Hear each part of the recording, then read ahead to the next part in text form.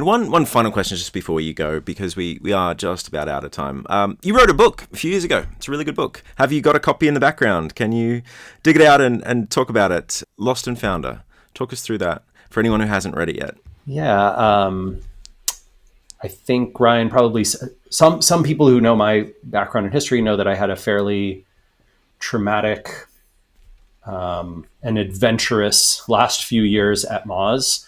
And as I was leaving the company, I wanted to help other founders with, I think, one of the most painful parts of being a founder and a CEO is feeling alone.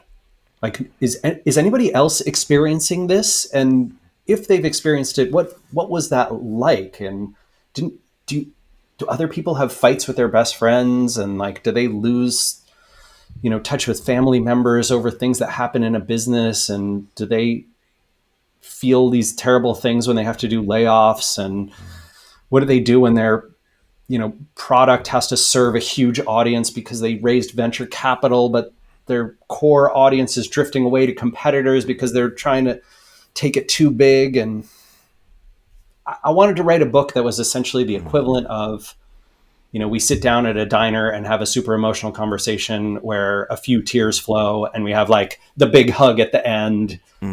That's what Lost and Founder is. It is very transparent and deeply vulnerable. And it does not paint a great picture of me or the company that I started necessarily, or the investors who gave us money.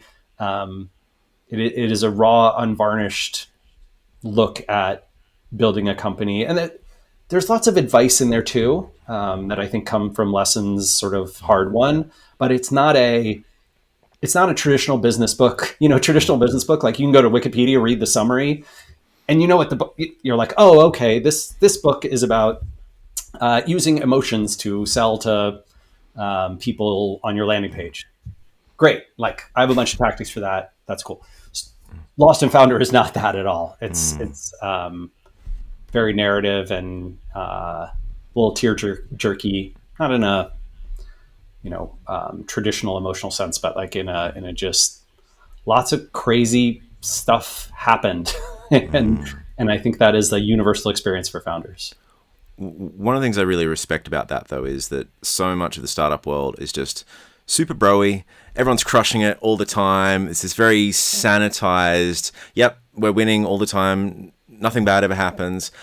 The reality, once you've been in this world for a while, is that as a founder, you go through ups and downs, and so much shit is outside your control, and you have to do things that you really don't want to do. And I've never met like a founder who enjoyed having to let people go. Like, that's heart-wrenching. They got a mortgage to pay, they got kids to feed, they got rent to pay. Nobody wants to be in that position, but unfortunately, as founders, you end up having to do a lot of things that are pretty tough and pretty emotionally draining. And so what I really respect about that is the fact that you're giving them warts and all version of what it's like to be a startup founder, as opposed to. I mean, one of the big problems that I see in our field and many others is that there's no incentive. There's no incentive to really tell the truth.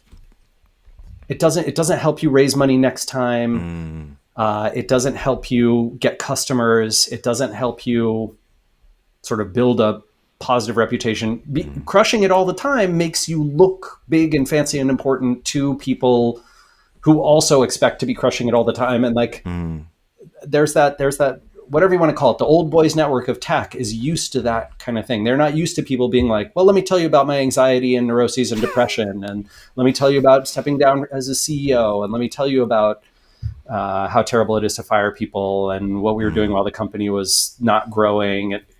Like, no, don't talk about it. Don't even share that stuff.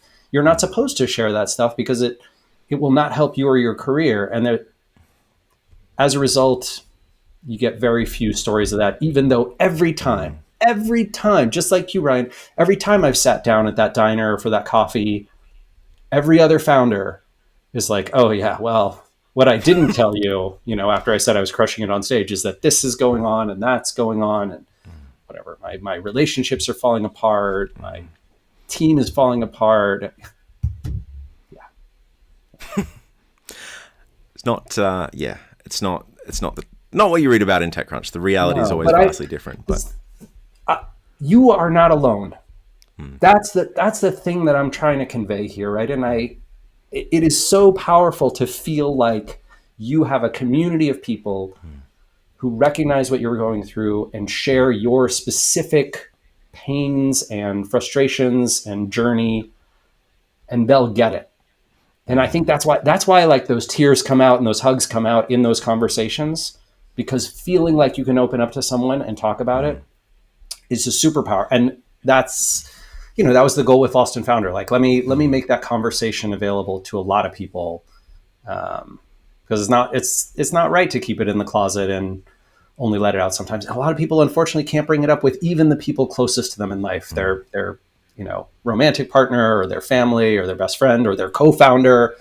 They feel like they can't talk about it, and that sucks. The thing I respect about you, Rand, is the fact that there is another pathway. You don't have to be the broy douchebag who raises a ton of money in Silicon Valley. You can build a very successful business and not lose your humanity and have customers who love you, have a great, successful, very profitable business, because you've done that once, twice, and you're about to do it a third time. So, Rand Fishkin, I'm going to put links to all your stuff, SparkToro, your book Lost and Founder, Snackbar as well, if anyone's interested in trying that game out as well. Let me know when you're about to launch it. Rand, if anyone is interested in getting in touch or they want to find out about more of your stuff, where's the best place for them to go? I am most active these days on Blue Sky, where I'm Randfish, and on LinkedIn, where I'm Rand Fishkin.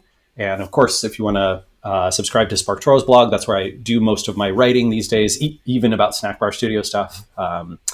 If the alternative fundraising, which I know we didn't get into the specifics of that, but if alternative fundraising appeals to you, I have open sourced the documents for a C Corp that fundraised Snackbar Studio and an LLC, SparkToro.